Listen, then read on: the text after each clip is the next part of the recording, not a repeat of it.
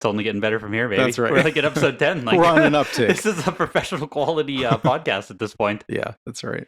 So coming in today here, Greg's Weekend Rental episode 14? Maybe? Yes, 14. That's what the file says. So that's All 14. right, episode 14. Thanks for listening in, you guys. Today, big news coming in from the comic book world once again. This time it's not a scandal, thankfully. We have a TGC. Yeah, wait until it sells and we get the end results. Then we can talk about the scandal with it.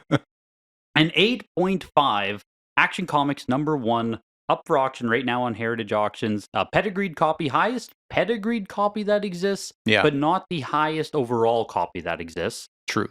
But it is sitting at open auction right now, and I believe it's at 4 million, 4.5 million. Yeah.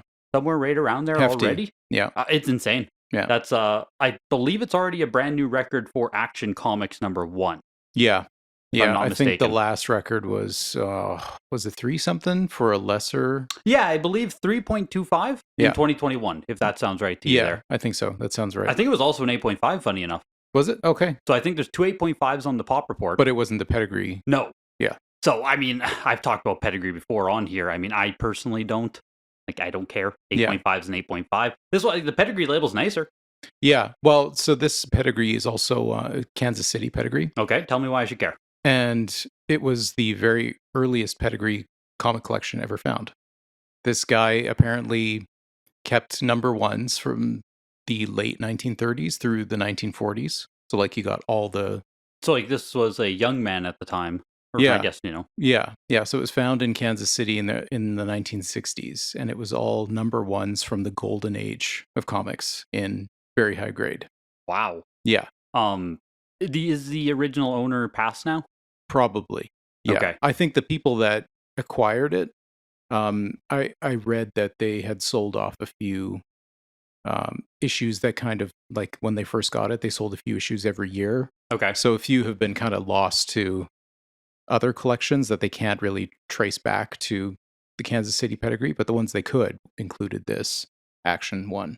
Okay, so I'm glad. That's, you know, I say that I don't really care, but you really just gave a reason why someone... Like, I think that is something worth a little bit of a premium. Yeah. Or something worth caring about. Well, you know, a story always sells. Exactly. So. And I think the thing, you know, when we talk about a lot of these pedigrees, it's like, especially with video games, I don't want to say it's manufactured, but it's like, maybe it's just too early. It's just too early for us to care yet. Think about the time difference between Action 1 and when they found the pedigree. Yeah. It's like, you know, maybe high 20s to 30 years later. You know, we're kind of at the same... Did they pedigree that in... Well, when was CGC grading? When would the pedigree have been put into place, actually?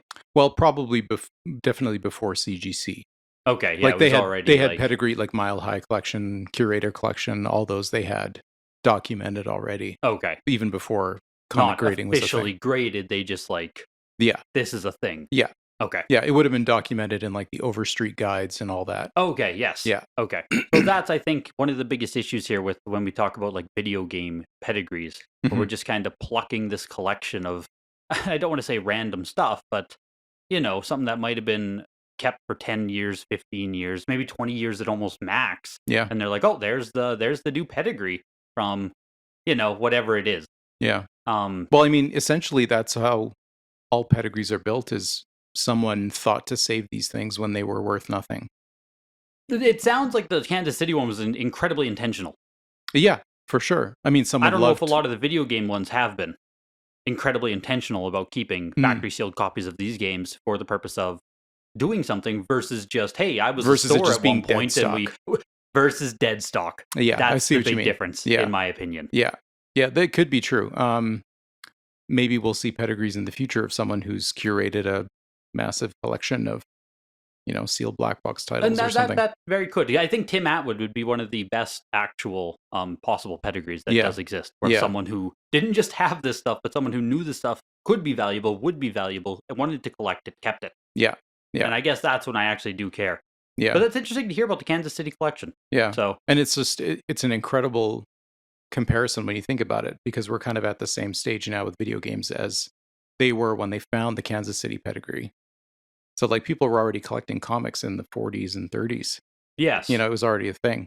Yeah, the mindset had already come. Yeah. Even if there was no value, people were holding on to them. Yeah, and here we are, like 90 years later, and these comics are still incredibly coveted and valuable. And it's insane. Where Honestly, will we be in 90 years from for video game collectors? It's hard to say, but will anyone care? Yeah, that's I guess the biggest hold on. But it's sitting right now. So the 8.5 pedigree Kansas City, I can see why people do care. That's fair. If you're a deep comic collector, that is fair. Sitting at 4 million, 4.5 million, the most expensive comic book ever sold is $5.3 million for a 1939 Superman #1. And that was in, I don't have the grade written down on that, but I think it was the highest graded copy. Pretty high. Of Superman #1, which followed up Action Comics #1, if I'm not mistaken. Yeah, Action was the first appearance, and Superman was like the Amazing Spider-Man 1. Yeah, they made his own comic his first appearance in his comic, Which I, prior to finding out about that sale, when it actually happened, I didn't realize Superman #1 was also that expensive. Yeah. Like, obviously, I knew it was expensive. We're talking about 1939, 1938 books here, but I didn't realize it was that expensive. Yeah, it's incredibly difficult to find really high-grade Golden Age comics. Okay. The populations are just, in general, very, very low. Golden Age being between which years there? Like 1930 until late 1950s. Okay. Really, the 10-cent covers are kind of the Golden Age. With those, so like there's Detective Comics, Action Comics, Superman 1. What else is in there? There would be like Captain America, the early Captain America comics. He's that early? Yeah, 1940s. Yeah, really? Yeah, he was a wartime comic hero. Then Marvel took it over later, well, it was still Marvel, but it was like Marvel Publishing or before. Yeah, not the like Stan Lee. I guess that's what I associate Marvel. Yeah, that's right. It was kind of the earlier stage of that before kind of Stan Lee came in and. Okay. Yeah. Interesting. That's crazy. Yeah. Yeah, Captain America's pretty early. When the comparisons are always drawn between video games and comics, and those will be. Yeah. I almost fear that people are, and I'm on the side of I love creative video games as history and stuff, but people are almost pushing the narrative too quickly of like video games are just like comics. It's going to work out the exact same way. It's going to happen the exact same price swings, all this stuff. Yeah. Which it could, but we're talking about books here from 1940. We're talking about 85 years old almost. Yeah. Where like video games, the oldest stuff that is selling for massive premiums is like 1980. Yeah. But still, it's pre-internet, before any sort of scholarship or intentional collecting really was kind of a thing. It is. I just mean the acceleration of price and the acceleration of, which, I mean, maybe you think it differently that, in a global economy, a global place, we can have acceleration like this take place without it being, like we saw what happened in 2021 when it went so quick and collapsed. Even still, I do wonder if people are getting ahead of themselves with the translations between the two, just because comics are worth X, video games should be or could be worth X. Right. Without having 80 years of, like, we haven't even survived one generation. Yeah. Yeah, it's true. And I mean, everything just moves so much faster now today. With the internet, it's a global market. You have people entering and exiting super fast. You have deals being made super fast. Everything back then moved so much slower than it did today. I agree with that. Yeah. So, you see a lot of these highs and lows much more quickly than you would have back then. I feel like a market cycle of boom and bust is like 3 years now. Whereas, before it might have taken you into a recession for 15 years. It's like, Bitcoin crashed, Bitcoin's back. Like games crashed, games are coming back. Comics, you know what I mean? Yeah. In 3 years, it seems you have such a wave of new people, old people coming and going that, not that people forget, but like people move on a lot. Price memory doesn't seem to stick nearly as much. Yeah. Well, I mean, also look at like, the rate of inflation in comic book pricing. You can follow like the 10-cent pricing for, I don't know, 30 years. Where comic books actually cost 10 cents. Yeah. And then, you have the 60s where it's 12 cents for, I don't know how long it was, 12 years, 15 years, something like that. Mm-hmm. And then you got the 70s when it's like, 1.50. Suddenly it's just like like 16 cents, and then it starts climbing quicker and quicker and quicker, and you can really see the rate of inflation through the pricing of comic book covers. That's actually hilarious. Yeah, it's really interesting. Yeah. That needs to be its own economic study right there. I know. I mean, it probably is. Yeah, you can put it on a graph and you can just see, it go up quicker and it's exponential, right? Yeah. So yeah. And in an accelerated, I guess, exponential kind of economy, we do see price swings move as quick as we do. Going back to Action Comics 1 here, the last time I think it was a 6.0. I don't know if there were sales in between this that I could see, but a 6.0 was sold for $3.18 million January 2022. So by that kind of comparison, like if a 6.0 was bringing in 3.18 million, I mean, January 2022 is getting very close to the peaks of everything bubble. That's right in there, COVID madness. Yeah. So this 8.5, I mean, it's weird when you get into the huge numbers. When we're talking like $3 million, should this sell for twice as much? When twice as much becomes 6 million. I don't know if that's ridiculous to even think. Like, what do you think? How much should the 8.5 multiply versus a 6.0?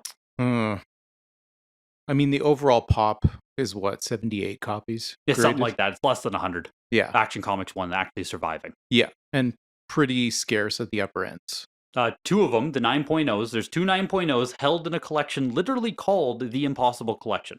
And it's owned by a Lebanese billionaire. So I do not know if those will ever come to market. And if I assume they'll never come to auction, frankly.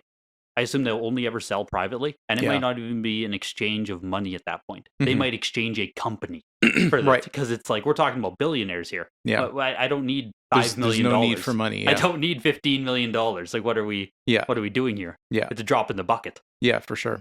So at that point, they might sell for access and like other exclusivity, which sounds dumb, but yeah, but it's like, that's what it is when money doesn't mean anything anymore. It's like you want for nothing. You can get anything you want, literally. Yes. So you have the highest grade copies of Superman. Like, I don't want to get rid of them. Yeah. Like, I have them. That's it. Period. Yeah. There are two of them. I got them both. Yeah. I think he acquired them in like 2011 and 2014, something like that. Because I think one of them was Nicolas Cage's.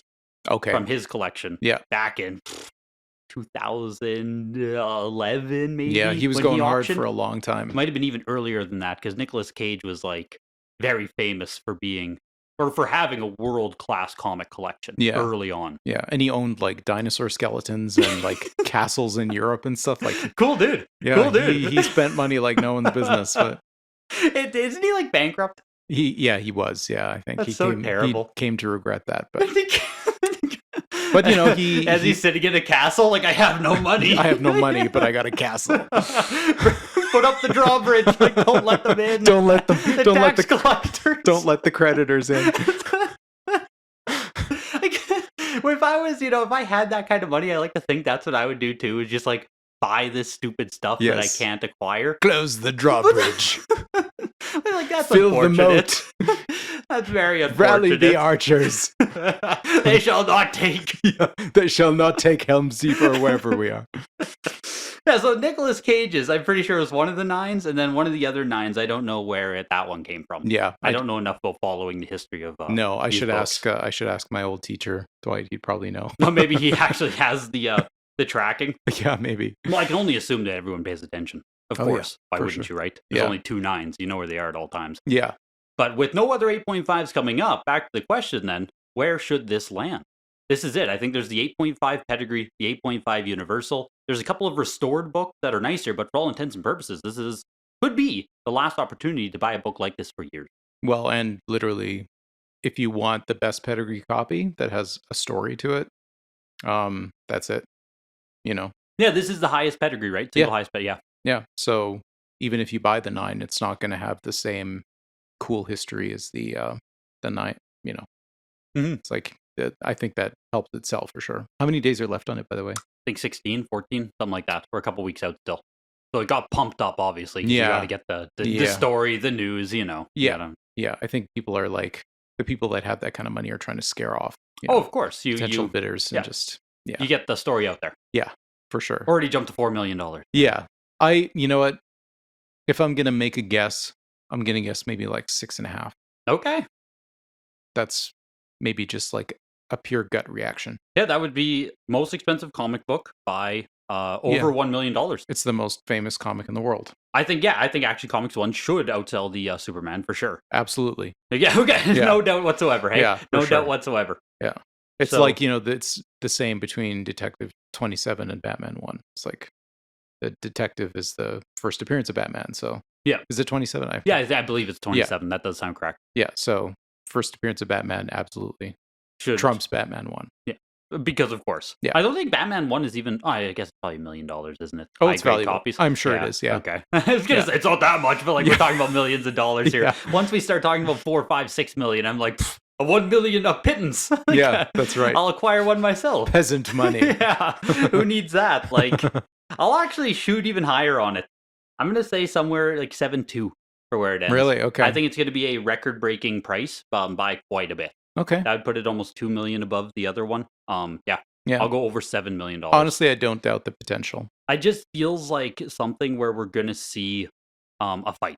Yeah. Well, also, I think I don't know if it really has anything to do with it. I think maybe it'd be more related to the video game market, but now that crypto has done well again. That's what I mean. I think we're in a position where NVIDIA's hitting absolute record prices in the stock market, NASDAQ, S&P, Bitcoin. There's a lot of stuff hitting record prices right now. I think a few select people are probably doing pretty well, and now they're like, okay, now there's extra money to... Yep. If you want to turn that make-believe money into something real... Yeah, a real asset. Yeah, I mean, Bitcoin, people who support it, don't support it, whatever. You have something that is, not tangible. Yeah. If you want to take that and move it into something tangible. Yeah. And I think you can do that without tax implication. Don't quote me on that. You might be able to pay with cryptocurrency and not have to declare it. Technically you should, but... No, we're not a podcast about technicalities here. Don't take financial advice, but I'm pretty sure you could just pay with cryptocurrency and move on and have a comic book. But I think we're in a perfect climate. It's weird to say because I know that a lot of things for the common man haven't changed much. It's still not great. No, it's probably worse in some ways for a lot of people, just because expenses are so high. Yeah, that's what I mean. Inflation is still, pretty darn high. Yeah, the people who are just relying on paychecks and not investments are probably the ones hurting the most. Yeah, and then everyone who has money is like, oh my God, look at all this money. The economy's great. Yeah. Never mind that rent is $5,000 for a one-bedroom apartment. Yeah, literally, right? Literally. So yeah, I think it's in a perfect climate here for it to do some real noise. Yeah. And it's going to be really, really interesting to watch and see what it does. Yeah. I think, like I said, 2 weeks until it ends. So we'll absolutely update it once it does.